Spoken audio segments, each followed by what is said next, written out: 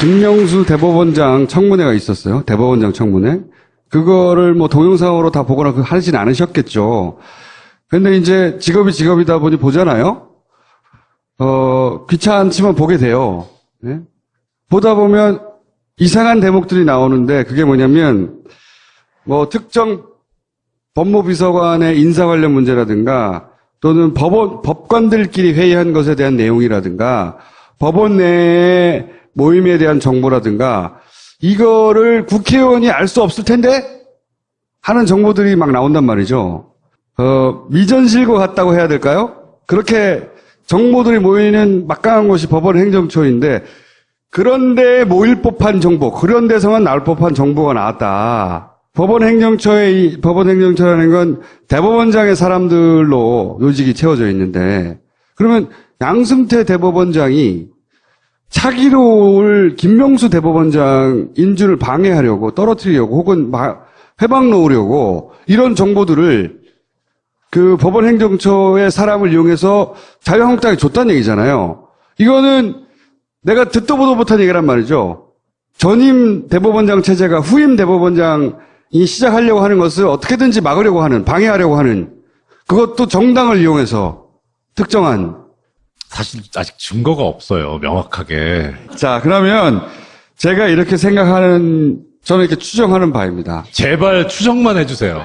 왜 주목하지 않느냐 이거지. 열받아서 다시 판사님을 모셨는데, 자, 제 추정에 대해서 얘기를 좀 해주세요, 그러면.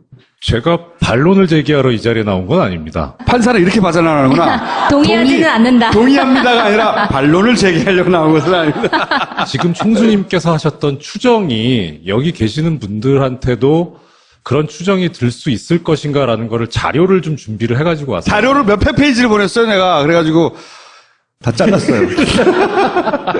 이게 지금 인사청문회가 이틀에 걸쳐서 벌어지는데 첫날 있었던 일입니다. 이 지금 주광덕 의원이 지금 대법원장 후보자하고 하는 얘기인데 여기 지금 보시면 이런 얘기가 나옵니다. 임종현 차장 직위 해제시켜야 한다. 이 자리에 참석해서는 안 되는 사람이다. 이번 문제 철저하게 진상조사해야 한다라고 전국 법원장 회의에서 발언한 것이 사실이냐고 주광덕 의원이 물었어요. 그러니까 이렇게 나오는 소스가 우리가 상정 가능한 게 그 현장에 있었던 사람의 기억에 의한 진술. 네. 일 가능성이 제일 높은데 네. 문제는 너무 자세해요, 이게. 그리고 그 다음에 또 나오는 얘기들이 이상훈 대법관 또 뭐 이름을 거명하면서 이렇게 작은 따옴표로 워딩이 그대로 나오거든요. 풀 텍스트가 있다는 얘기죠. 그렇죠. 네. 예. 그래서 지금 기억이 아니라. 문제가 된 게 이 전국 법원장 회의에 회의록이 있지 않느냐라는 얘기가 이제 나와서 그거를 달라라고 하거든요. 그 얘기를 관련해가지고 뭐 여기도 똑같은 얘기입니다. 춘천지방법원장이 뭐 이렇게 해가지고 네. 그 장소에서 했던 말들을 따옴표 따가지고 계속 인용을 해요. 원래 그 회의에서 회의록을 작성을 하나요? 녹취를 해서? 대법원장이나 법원 행정처장이 참석하는 회의에는 회의록을 작성하게 법원 기록물 관리 규칙에 돼 있어요. 그런데 여기에 대해서 지금 법원 행정처 기획조정실장이 얘기를 합니다. 그 문제가 되니까 이제 위원장이 물어요. 계속 하니까 자료 제출을 왜 안 하냐 하니까 여기 두 번째 단에 보시면 속기록인데 이게 녹음을 하거나 속기록을 작성한 바가 없습니다. 이렇게 얘기를 합니다. 녹음을 하거나 속기록을 작성한 바가 없습니다. 예, 그렇죠. 그리고 맨 밑에 보시면 자유로운 의견 개진이나 토론을 위해서 한 번도 녹음을 하거나 속기록을 작성한 바가 없다. 법원장 회의에서는. 예, 그런 것 같아요. 이거는 진실 같아요. 그런데 주광덕 의원이 의미심장한 얘기를 합니다. 약간 위에, 고기. 제가 객관적인 자료가 있다고 얘기를 해요. 근데 이게 법조인들이 쓸 객관적인 자료는 뭐냐면 진술이 아니에요. 문서. 녹취. 예, 제3자가 한 것을 객관적인 자료라고 해요. 네. 그러니까 지금 이거는 현장에 있던 법원장의 얘기를 들었다는 얘기는 아니에요. 이 객관적인 자료라는 얘기는. 주광덕 의원이 이렇게 얘기합니다. 저희가 제보받은 것은 심의관이 메모도 했지만 비공식적으로 녹음도 해서 녹음 파일이 분명히 존재한다. 법원에서 공식적으로 하지 않는데 누군가가 녹취한 파일이 있다는 거, 녹취 파일이 있다는 거죠. 예. 그렇죠. 그 녹취 파일의 존재를 최소한 주광덕 의원은 알고 있는 것 같아요. 그렇죠. 그러니까 녹음 파일을 입수를 했는지 들었는지까지는 모르겠는데. 그런데 이제 저도 총수님 따라서 추정인데 아까 그런 식의 워딩이 나올 것 같으면 이거는 듣지 않았을까는 의심이 상당히 들어요. 혹은 뭐 녹취를 풀은 자료를 받았을 수도 있죠, 아예. 그 자료는 나중에 나와요. 나중에 회의록에 나오는데 자꾸 이제 여기 지금 메모해가지고 위쪽에 보시면 기조실에서 작성한 결과보고라는 게 있어요. 기조실 결과 보고. 예, 이 결과보고를 달라고 계속 얘기를 합니다. 그래서 네. 이날 오후에 이 결과보고서가 위원들한테 배포가 돼요. 네. 근데 그걸 가지고 주광덕 의원이 뭐라고 하냐면 이것만 봐가지고는 전후 맥락이 명확하지 않아서 잘 모르겠다라고 얘기를 합니다. 네. 그러니까 그 결과보고서는 요약한 편집이 돼 거겠죠. 있기 때문에 예, 그렇기 네. 때문에 모른다는 거예요. 그런데도 그런 워딩이 나온다는 거는 이상하죠. 녹취도 하지 않고, 그리고 속기도 하지 않는 법원장 회의에서 나온 정확한 워딩들이 어떻게 자유한국당 의원 손에 들어갔느냐. 이거예요. 한마디로 말하면. 거기는 법원장들만 참석하고 법원 행정처가 기록을 위해서 참석할 뿐인데, 그럼 법원장급이 개인적으로 줬거나, 첫 번째 가능성. 근데 법원장급이 개인적으로 줬기에는 따옴표로 따서 이렇게 구체적 워딩을 하기는 기억력이 그렇게까지는 안 되잖아요. 자기 말도 아닌데. 자기 말도 잘 기억이 안 나는데 회의할 때 막 말한 거는. 근데 그 워딩들을 구체적으로 뚜룩 따서 나왔으니 이건 녹취를 누군가를 하고 녹취를 푼 게 있었다는 것 같은데 그거는 그럼 법원 행정처에 있었어야 할 것 같은데. 그죠? 기조실장의 얘기도 법원 행정처 기조실 심의관이 결과보고서 작성을 위해서 비공식적으로 녹음을 했다. 그럼 법원 행정처에 있었어야 하는 게 적어도 일로 넘어갔다는 얘기잖아요. 자유한국당 의원에게. 원래는 공개할 수 없는 자료인 거죠? 그렇죠. 공개하면 안 되는 거죠. 회의 자체가 지금 비공식으로 돼. 나의 추정이 이게 맞잖아. 총수님의 추정을 또 하나 뒷받침해드리기 위해서 한 장만 더 넘겨주세요. 9월 3일 일요일 날 인사청문회 준비 사무실로 인권법 연구회 소속 법관들이 방문했다. 근데 누가 방문했는지 이름까지 다 나옵니다. 김기영, 박진웅. 이거를 주광덕 의원이 어떻게 아냐? 지가 어떻게 아냐고. 여기는 국회의원이고요. 저기는 사법부의 고등판사들이에요. 서로 만날 일도 없어요. 실제로는 거의. 그러니까 아까 법원장 회의 자료는 어떻게 보면 정말 머리 좋은 법원장이 모든 걸 다 기억해가지고 그대로 다 얘기해줬다는 가능성을 전혀 배제할 수는 없는데 판결하시는 것 같아요. 판결. 이거까지 합쳐놓으면 법원장한테 나온 소스는 아니다. 아닌 이게. 거죠, 이게. 이것뿐만이 아니라 아까 얘기했던 김형현 법무비서관 사표 수리를 독촉하였냐. 그러니까 사실이냐 아니냐가 이걸 이제 독촉했다고 추궁하는 건데, 추궁하려고. 그거 다음 장에 나옵니다.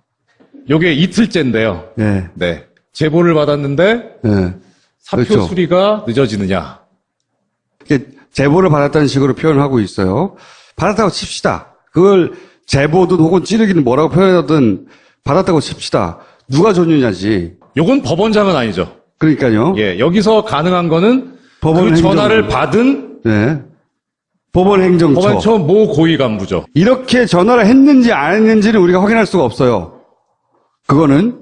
왜냐하면 실제 김명수 후보자는 나는 전혀 사실이 아니라고 부인했고 그런데 전화했다고 하는 사람은 법원 행정처의 모 간부가 내가 그런 전화 받았어 라고 했다는 거잖아요.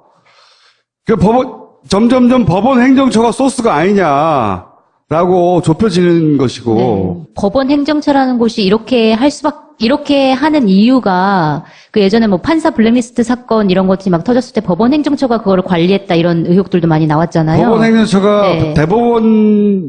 대법원장의 오른팔이에요. 네, 그건 맞죠. 왼팔입니까?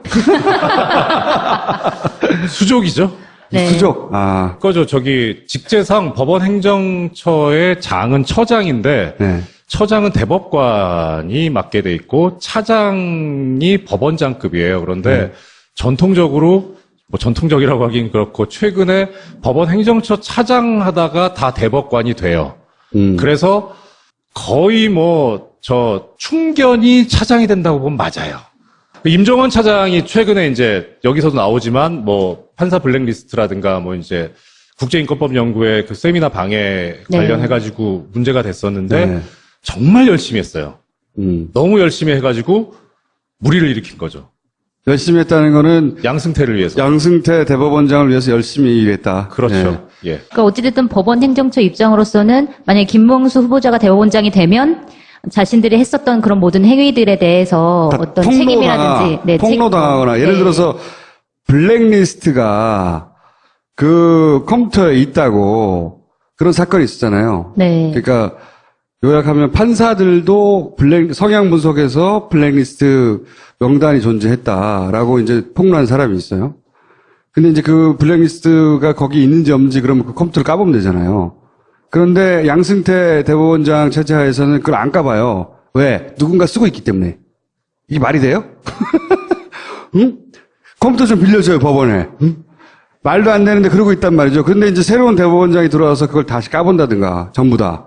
아니면은 책임 있는 사람들을 책임 묻기 시작한다든가, 이런 걸 막고 싶은 거겠죠.